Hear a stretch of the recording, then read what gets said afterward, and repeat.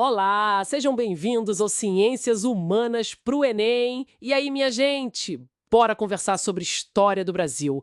Hoje a gente mergulha num tempo, de muito burburinho, o período regencial.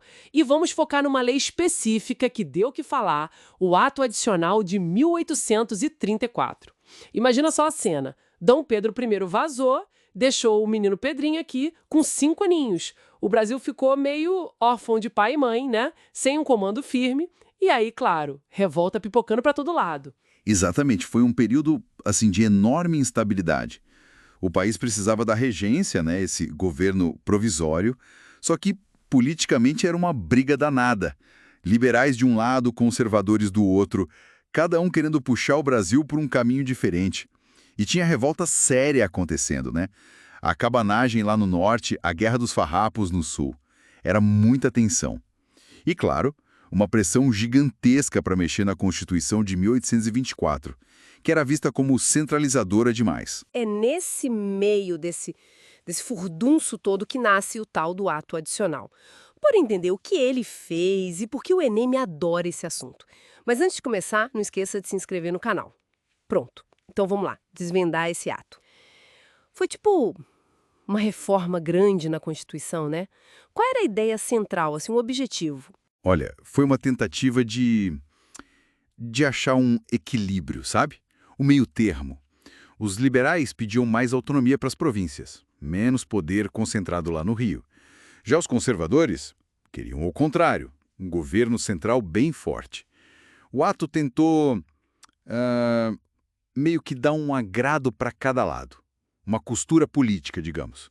Uma costura delicada, pelo visto. E na prática, quais foram as mudanças, assim, principais, aquelas que a gente tem que saber de cor e salteado? Várias e bem importantes. Primeira, criaram as assembleias legislativas nas províncias. Isso significava que as províncias podiam agora criar algumas leis próprias, impostos locais, nomear funcionários, coisa que não podiam antes. Opa, isso soa bem liberal, né? Mais poder para a galera das províncias. Descentralização. Parecia, né? Mas tinha um detalhe importante. Ah, sempre tem um detalhe. Qual era? Quem mandava mesmo na província, o presidente da província, continuava sendo escolhido lá pelo governo central, pelo Rio de Janeiro. Eita, então davam autonomia com uma mão e seguravam com a outra. Tipo, pode brincar, mas aqui quem manda sou eu. Exatamente essa lógica. Era uma autonomia, digamos, vigiada. Um controle central que permanecia. Entendi.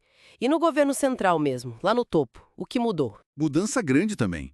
Acabaram com a regência trina, aquela que tinha 3 regentes, sabe? No lugar criaram a regência una. Agora era só um regente, Um só? E como ele era escolhido? eleito por voto. Mas não era qualquer voto, né? Era voto censitário. Ou seja, só votava quem tinha uma certa grana comprovada. A imensa maioria da população ficava de fora. E o mandato era de 4 anos. O primeiro foi o padre Feijó. Peraí. Que nó. Então, ao mesmo tempo que dão as assembleias para as províncias, o que parece descentralizar, eles vão lá e concentram o poder executivo numa pessoa só, eleita por uma minoria? Vixe, que contradição. Exatamente. Essa é talvez a maior contradição do ato adicional. Tentava acalmar os liberais com as assembleias, mas ao mesmo tempo fortalecia o executivo central com a regência una, o que agradava mais aos conservadores. E tem mais. O ato também extinguiu o Conselho de Estado. Aquele grupo que ficava aconselhando o imperador e que tinha a ver com o poder moderador. Isso mesmo. O Conselho de Estado era um órgão bem conservador, ligado ao imperador, e que ajudava a exercer o poder moderador. Ele foi extinto. E o poder moderador em si? Aquele superpoder do imperador, o que aconteceu com ele? Foi suspenso. Como não tinha imperador adulto para exercer, né, já que o Pedrinho era criança, esse poder ficou, digamos, na gaveta durante a regência. Isso, na prática, enfraqueceu um pouco o poder central, temporariamente. Entendi. E teve mais alguma coisa importante que o ato fez? Sim, a criação do município neutro. A cidade do Rio de Janeiro foi separada da província do Rio, virou a capital do império, administrada direto pelo governo central. Uma forma de controlar a capital de perto. A capital da província do Rio foi para Niterói. Ah, e não podemos esquecer, mantiveram o Senado vitalício. Outra coisa que os conservadores gostavam. Nossa, quanta mudança e quanta coisa contraditória. Mas essa tentativa toda de equilibrar, de agradar gregos e troianos, deu certo? Durou essa paz? Que nada. Durou muito pouco. A tensão continuou alta. Os conservadores não ficaram nada satisfeitos com essa autonomia provincial, mesmo sendo limitada, sabe? As revoltas regionais não acabaram, pelo contrário. A instabilidade política era a marca do período. O próprio Feijó teve um governo super difícil. Imagino a pressão. E aí? Como é que essa história acaba? Ou melhor, como ela continua? Veio outra lei para mexer em tudo de novo? Exatamente. A corda não podia ficar esticada assim para sempre. Em 1840, a situação mudou de novo.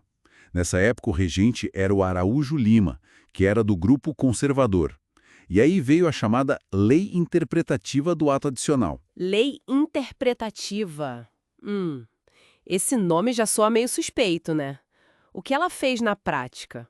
Foi tipo, Um jeito de desfazer o ato adicional. Basicamente, sim. Foi uma reação conservadora bem clara.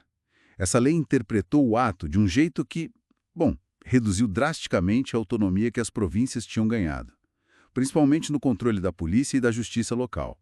O poder voltou com tudo para o governo central lá no Rio. então foi um passo atrás na descentralização. E o resultado? Mais confusão. Com certeza. Isso gerou mais revolta ainda. Foi um dos motivos para estourar a Revolução Liberal de 1842, por exemplo. O clima ficou ainda mais tenso. Que novela essa regência, hein? Então, bora resumir para a galera que está anotando para o Enem. Ato Adicional de 1834, uma reforma na Constituição durante a regência.